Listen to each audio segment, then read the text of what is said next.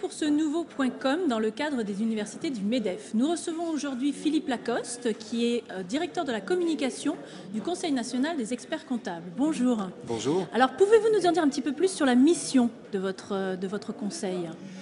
En fait, la mission de l'expert comptable, et puis singulièrement du conseil, il y a une première partie qui est la partie qu'on appelle régalienne, qui est un peu historique, comme porte son nom, qui est de veiller à ce que la profession d'expert comptable existe en France. Donc, qu'il y ait une formation, et puis après, qu'il y ait le respect d'une certaine éthique et d'une certaine déontologie. Ça n'a d'intérêt, à la limite, pas tant pour les experts comptables que pour la qualité de leurs prestations et donc la vie des entreprises, la vie de leurs clients, et de faire en sorte que la comptabilité des entreprises en France soit bonne, juste et bien tenue. Alors un métier qui est en pleine évolution, expliquez-nous les enjeux, les nouveaux enjeux de votre métier. Voilà, alors justement cette première partie faite, la comptabilité juste, on va dire qu'aujourd'hui c'est un minimum nécessaire. C'est important mais c'est un minimum. Le nouveau métier, si je puis dire, d'expert comptable, c'est d'accompagner concrètement son client au quotidien. Je vais prendre un exemple très concret. Nos PME en France ont besoin d'exporter. On est un petit peu en retard en France en général au niveau des PME sur le marché de l'exportation. Eh bien l'expert comptable d'aujourd'hui déjà, mais surtout de demain, il doit non seulement faire le compte de résultats de son client, mais si c'est une entreprise qui a du potentiel à l'export et qui travaille sur un pays par exemple, pouvoir grâce à l'ordre et tous les outils qu'on développe, aller défricher d'autres pays, d'autres contrées et donc l'aider à exporter ou l'aider à innover.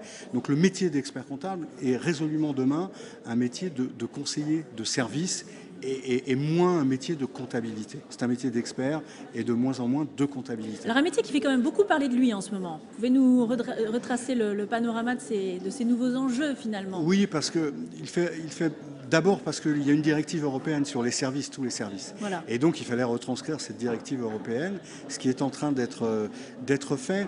Et à la fois, ça aurait pu être, pour un métier quel qu'il soit, ça aurait pu être une crainte. Et en fait, Joseph Zornotti, notre président, a voulu en faire une opportunité, pas une opportunité corporatiste, pas pour protéger un métier, mais pour une fois de plus aider l'accompagnement des entreprises.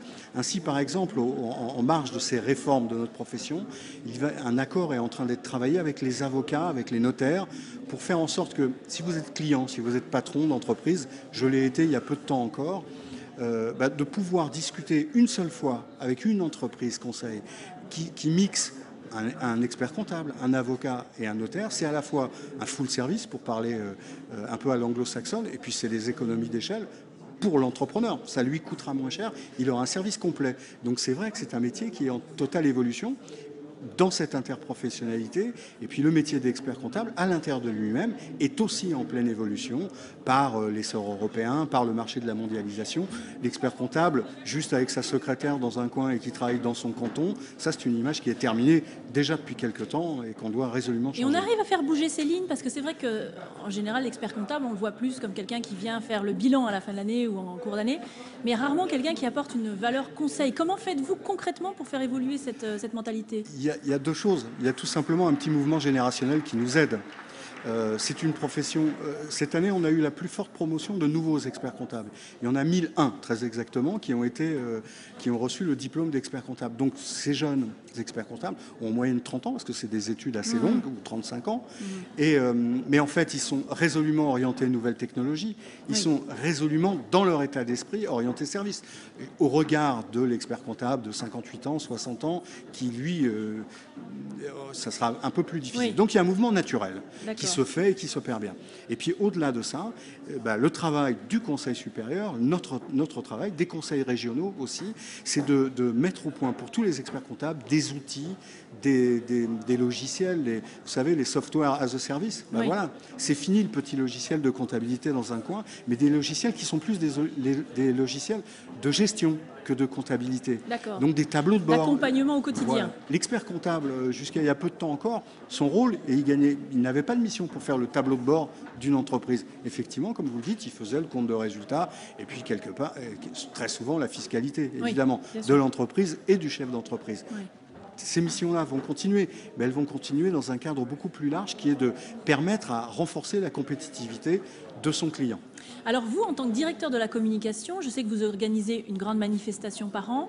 Quels en sont les thèmes cette année ? Cap 2020. En fait, c'est résolument de dessiner les contours du métier d'expert comptable pour les 10 ans qui viennent. Et une fois de plus, ça n'a d'intérêt que si on place cela, et c'est vraiment le souhait de notre président, vu du client, vu de l'entreprise. Alors ce faisant, il s'agit de développer des nouvelles missions. Par exemple, le développement durable n'est pas une tarte à la crème, est une réalité. Ce n'est pas la réalité que des sociétés du CAC 40, c'est aussi la réalité des PME et des TPE. Et donc, nous développons des nouvelles missions pour l'expert comptable, pour accompagner, par exemple, une entreprise dont l'expert comptable verrait que sa prise de conscience de développement durable, et à l'intérieur de ça, singulièrement d'environnement, par exemple, n'est pas bonne. Le jour où on voudra transmettre cette entreprise, le dirigeant aura un problème. Donc, il y a des nouvelles missions autour des nouveaux marchés, de l'évolution des marchés. Donc, un vrai accompagnement conseil. Absolument. Alors, vous qui êtes un homme de communication, puisqu'on est dans un point .com actuellement, sujet .com. Je sais que vous avez été préalablement chez Saint-Gobain et que vous avez fait d'autres sociétés. Qu'est-ce que finalement, dans votre métier, qu'est-ce que vous trouvez passionnant au sein de cette organisation? En fait, ça fait peu de temps, donc ça fait un peu plus de 2 ans. Et je ne connaissais pas le métier d'expert comptable il y a 2 ans. Je le connaissais en tant que...